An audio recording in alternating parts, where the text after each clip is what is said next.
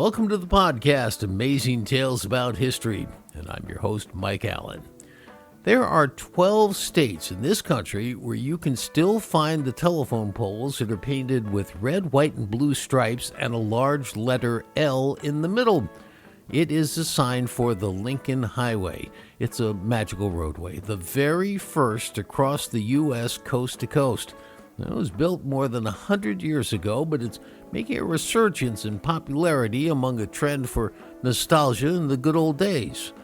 Well, today we're going to go back in time. We're going to look at the time when the country began to get serious about building highways to connect us with one another, and we're going to hear about how the Lincoln Highway came together. It's an incredible story. And here to tell us this romantic tale of a bygone era is a board member at large for the Lincoln Highway Association in Illinois, Ed Kozak. There are really so many fascinating parts of this story, you'll be amazed. And Ed's a great storyteller. He'll be along in just a moment. This week's trivia question. The question is, when General George Washington signed off on the infamous Culper spy ring, he was in Fredericksburg. Which of the 13 colonies was Fredericksburg located in? Stay tuned after the main program for the answer, because it'll give you the topic for next week's show.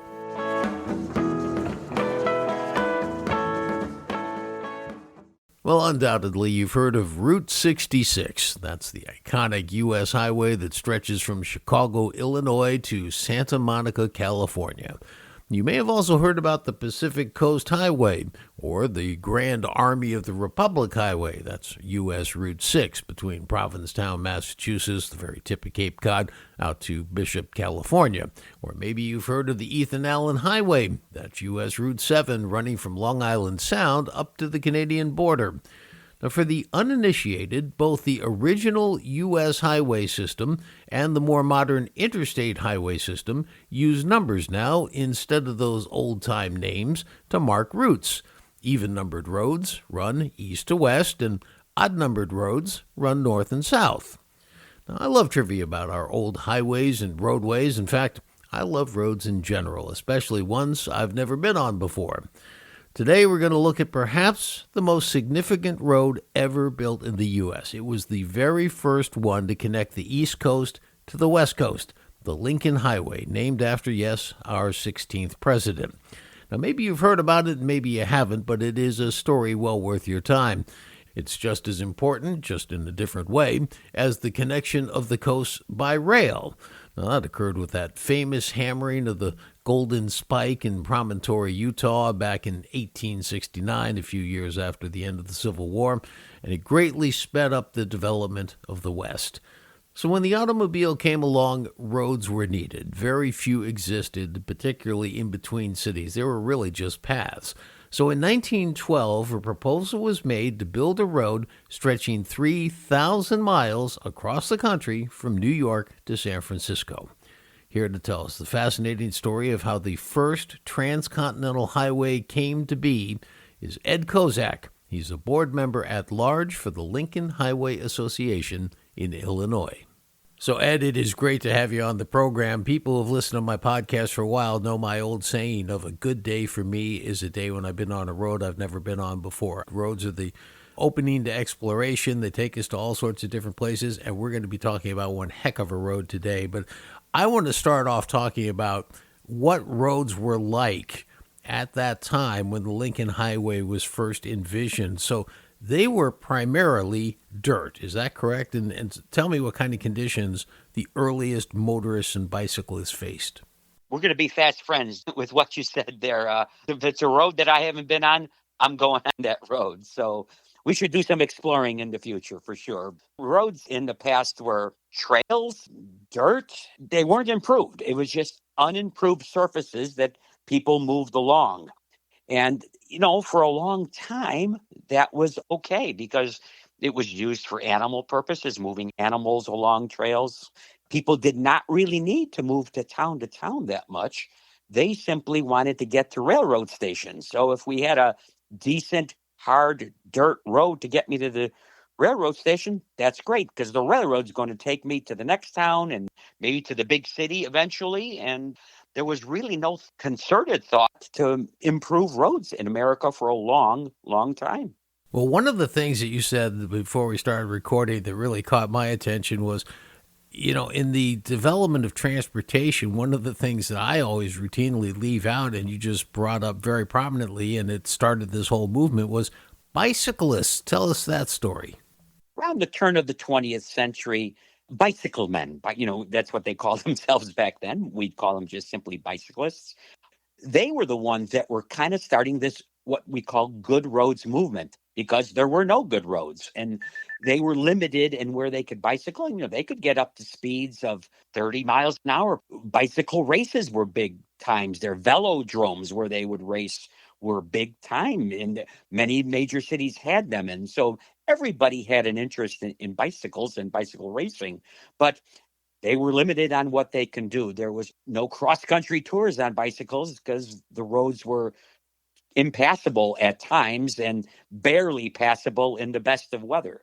And so the bicyclists were the pioneers, but something came along after that was much more prominent in American history, the automobile. And the car industry pushed the development of better roads because the more people use their cars more often, the better that the car industry was. And so that was a happy marriage there between everybody involved trying to get America to a better road system.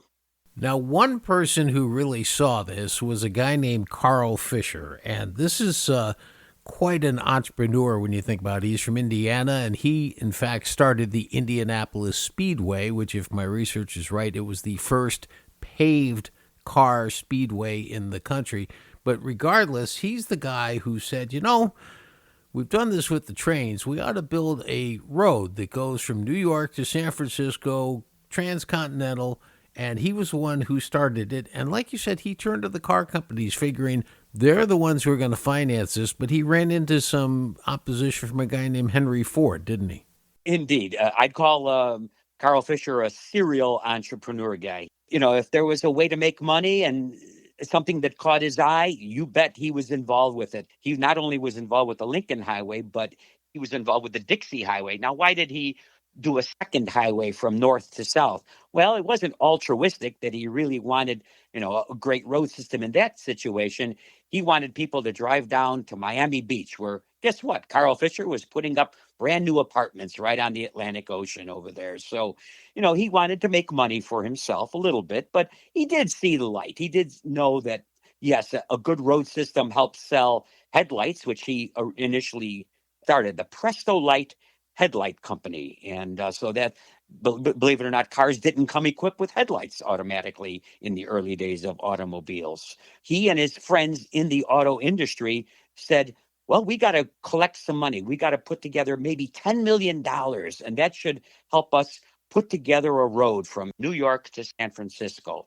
And they did very good fundraising. They got it from corporations and individuals and literally individual people. In other words, just a solicitation of people across America that thought a good road across America was a good idea. And things were going along swimmingly. And he wanted to go after the big tuna. He said, if I can get Henry Ford on board with this will sew it up. We're going to be able to do this and do it on time for our target, which was like 1919, to have this all paved across America. And Henry Ford came along and said, no, thank you.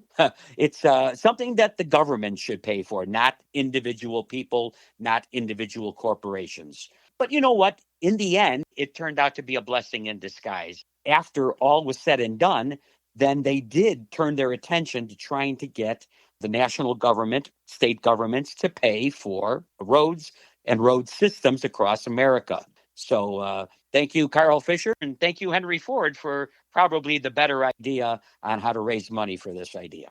Now, also thank you, Henry Joy, because he sort of stepped in where a guy like Henry Ford would not, and he was head of the Packard Motor Car Company, and he ends up sort of taking the reins on this project from Carl Fisher, and isn't he the one who actually came up with the name Lincoln Highway?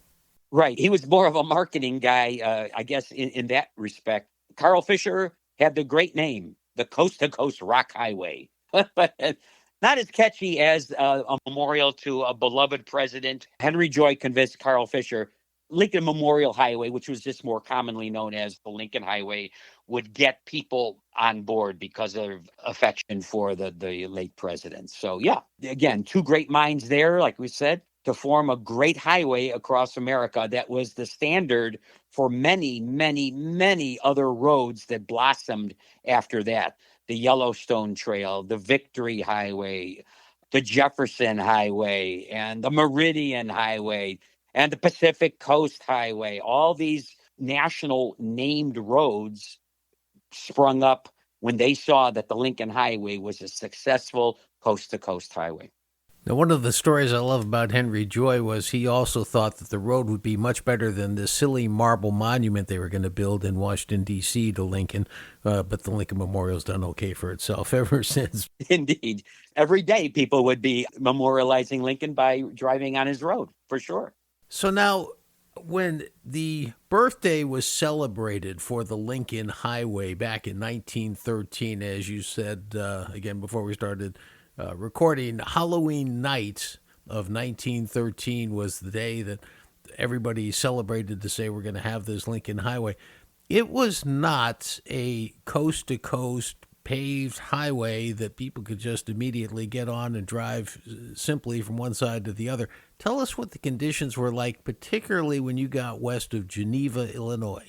That was a big celebration. It's big news. You can do a lot of newspaper research on this, and you find a town on the Lincoln Highway, and they were celebrating with bonfires and parades and car caravans through town and whatnot. But yeah, in the East Coast, we can generalize and say the roads weren't that bad. They were fairly well maintained and surfaced pretty well, and they would keep a fairly smooth surface. Once you passed into the flatlands of Illinois, Iowa, into Nebraska, there was little or no maintenance and little or no concrete involved whatsoever. They were just rutted roads is the best way to say it. Once it rained in springtime, travel was not advised on the Lincoln Highway because you'd get stuck in the mud. And even sometimes the farmers along the way, they knew that they could, with their horse teams, pull you out of the mud, even when it wasn't muddy, like in the summertime. Some entrepreneurial farmers would wet their roads and make them muddy and then cause certain unsuspecting tourists driving through their little stretch of America, cause them to get stuck, and they'd make 10 or 20 bucks by pulling them out with their horses like that. So most of it was nature made, but some of it was man made, getting stuck in the mud. Now, one of the biggest shots in the arm for the Lincoln Highway came in 1919 when a famous convoy, a military convoy, was conducted. Will you tell us the backstory of this fascinating story? Sure. Obviously, 1919, after World War I, American Army and governmental personnel want to find out, hey, what happens, if we get invaded on the East Coast or the West Coast, and we have to move all our material, our trucks, our ammunition, our guns from coast to coast, and get troops over there in large numbers. Can we do it efficiently? Can we do it quickly? Is it even possible? Well, so they tried it. So they went from mile marker 0, what they called the 0 marker in Washington, D.C., up towards Gettysburg, and they followed the most famous road in the country at that time, the Lincoln Highway, and they went all the way west, about 3,000 miles on the Lincoln Highway to San Francisco. Who was assigned to this? Actually, at the last minute, he did not join this Army convoy until he got to Gettysburg, was a young lieutenant in the United States Army, Dwight Eisenhower. He had just gotten married and he was looking for things to do. He was almost ready to leave the Army, but they put him on this convoy. Kind of, they say the rest is history. So he kept a diary, as did other officers who actually had to do formal reports back to Washington, D.C. and Army headquarters about this trip across America with the Army convoy. And the report was not pretty. It was not good.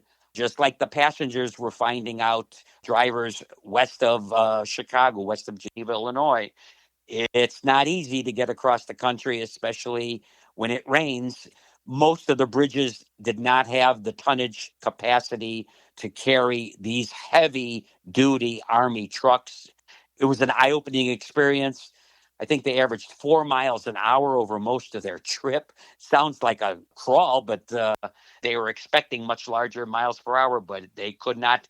And they were doing it as a convoy, as a group. Sometimes some trucks would go ahead and wait for them at the evening city, but most of the time they struggled to stay as a unit across the wide open Great American Plain, Utah, Nevada. It was just horrible, unmarked roads and alkali deserts, sand. They were sinking in quicksand. It was it went from bad to worse. And then they had to climb, of course, the Sierra Mountains of California, which didn't help things either. A super big grade to get up. And despite broken down trucks and vehicles and loss of some vehicles, injuries, no loss of life, but injuries to soldiers, like I said, long term delays. They did make it to San Francisco. And again, we're greeted by the mayor of San Francisco, a group of officials there. A fleet from the Navy was there in the harbor greeting them. It's really eye-opening how bad conditions were in the United States, even on, quote unquote, the best highway in the country, the Lincoln Highway. And it did turn heads, and it changed people's minds because they stopped every night and they were feted. They were giving parties and lunches, dinners as they went through these towns. And part of the marketing arm of this was saying, hey, look, they were supposed to be here at 6 o'clock. They got here at 9 o'clock. Why? Because they got stuck in the mud, because we're not building roads that connect these towns. And what is going to happen if we are invaded? What's going to happen if, we have an ambulance, or what if you need to get to the next town and all of a sudden you can't get to the next town? So it turned people's minds from being very self-centered, and hopefully some of the farmers' minds too, that were trying to kind of hold back and resist against paying money for a road system in their state and in their country. And it was some of the impetus that it got the United States road system, numbered system, in place in 1926, just a few years later. And let's talk about that for a second, because this directly impacted your association, because this is the one that actually, you go back to Henry Joy, the guy who was the marketing idea, and he started the Lincoln Highway Association, and the association was doing great until this group that I had never heard of before, the American Association of State Highway Officials, were given the remit to do away with all these great romantic road names and replace them with numbers. And that just devastated people along these highways, didn't it? Yeah, the Lincoln Highway fought it, argued against it, but they saw the handwriting on the wall. You'll see some pictures on the internet, and you come to a telephone pole, and you'll see Lincoln Highway, arrow straight ahead, Jefferson Highway to the right, the Grant Highway to the left, the Victory Highway, follow the Lincoln Highway for a while. Also, don't forget the Lee Highway. That's going to go with you. So you might be following three highways on telephone poles, and then you're constantly looking at poles to see if your color sign, Lincoln Highway, was red, white, and blue with an L on it. But if you wanted to follow the Jefferson, it would have a JH for Jefferson Highway on it. And it became ungainly. And there's some terrific pictures out there where, a driver's kind of scratching his head saying, oh, this is one of 8 highways. Which one do I want to take, to get to Sheboygan, or you name the town? And so something had to be done. We the American people and the government had to simplify things, and they certainly did. And to this day, you can drive on that system from 1926. And so that system celebrates 100 years in action here in the United States next year. And there's going to be big celebrations, especially on like Route 66, arguably the most famous road in the country. As these numbers came in and the Lincoln Highway officially started to fade sort of into the background, September 1st of 1928, you had Boy Scouts fan out 1 per mile across the length. Just tell us what they did. Some people say 2,000 of these concrete markers, and these were big markers, the majority of which were buried into the ground. If you ever see one up close, you see less than 50% of these markers. They're still in place. They had a medallion, a beautiful bronze medallion of Lincoln, and painted on their Lincoln Highway in our marker right on this concrete post. Now, it's said that they put them in all on one day in early September. Well, maybe. If I think it was an effort over a couple of days period, maybe over a couple of weeks, but nonetheless, they were intrepid, and yes, they were all placed in lines following the last route of the Lincoln Highway that the last generation, as we like to call it, across the country. And the good thing about it is some of them are still in their original place along the highway. And it's always fun to come across a marker, maybe overstrewn with weeds and whatnot. But there are, and the good thing about it is our association has a map and it will pinpoint those places where you can find original Lincoln Highway markers along the route. They picked, I think, a great group to do it with. They, with their adult leaders, did fan out on a day and attempt to put them all into the ground successfully back in 1928. For about 65 years, the Lincoln Highway Association was more or less defunct, and it was in 1992 that it got revived. And just to let people know, you have an annual conference, you have a website where you sell merchandise, you have all 12 states covered with chapters. I just want to quickly read through those. New York, New Jersey, Pennsylvania, Ohio, Indiana, Illinois, Iowa, Nebraska, Wyoming, Utah, Nevada, and of course, California. It's very impressive. And for the last dozen years or so, your wife, Kay, has been the president of this. And tell us how you met her. Certainly. I had given a tour of Route 66 to a park district in the Chicagoland area. And they said, hey, we loved your tour down the Mother Road, but what else can you do? Give us another tour like that. Let's try something different. And I says, well, I know something that people commonly call the Father Road. It's called the Lincoln Highway. And around Illinois, people commonly refer to it as a Route 30 tour. That's what they wanted. And so I said, you know what? I just joined this association. I just scouted out some great spots to see along the route. Yes, let's do it. So we put that together. We got a bus together in October of 2012. As a cherry on the top, if you will, I saw in my directory of the Lincoln Highway Association that the president lives in DeKalb, Illinois. Yeah, I says, she's probably retired. She's got nothing better to do. I'll have her come and speak to our group, and we're going to meet her at the Egyptian Theater, which is a beautiful theater along the Lincoln Highway.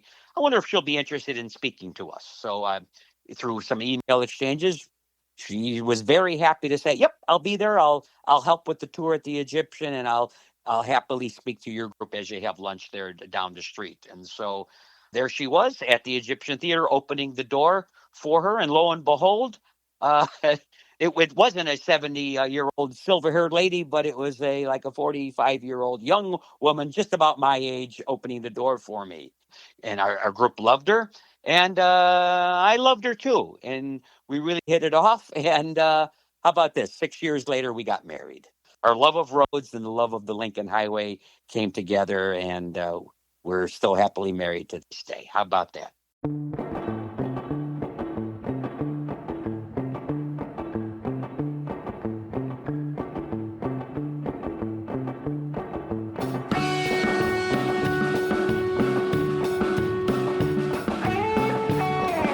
That wraps up this episode of Amazing Tales About History.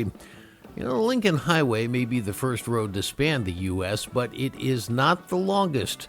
That honor belongs to U.S. Route 20, which stretches 3,300 miles from Boston to Newport, Oregon. And the longest interstate highway? Well, that's I-90, 3,100 miles. I want to thank our guest for today's program, Ed Kozak, at-large board member for the Lincoln Highway Association. The answer to this week's trivia question: when General George Washington signed off on the infamous Culper spy ring, he was in Fredericksburg. Which of the 13 colonies was Fredericksburg located in? Well, the answer, it's a bit of a trick question, and I'm sure more than a few of you said Virginia. But Washington was in the colony of New York, in a village that is no longer on the map. Next week on Amazing Tales, the forgotten village of Fredericksburg, New York, where Washington spent 3 months and oversaw several fascinating aspects of the Revolutionary War, not the least of which was approving the start of that consequential spy ring. Amazing Tales About History is a production of True North Associates, LLC. This is Mike Allen. Be safe and stay healthy.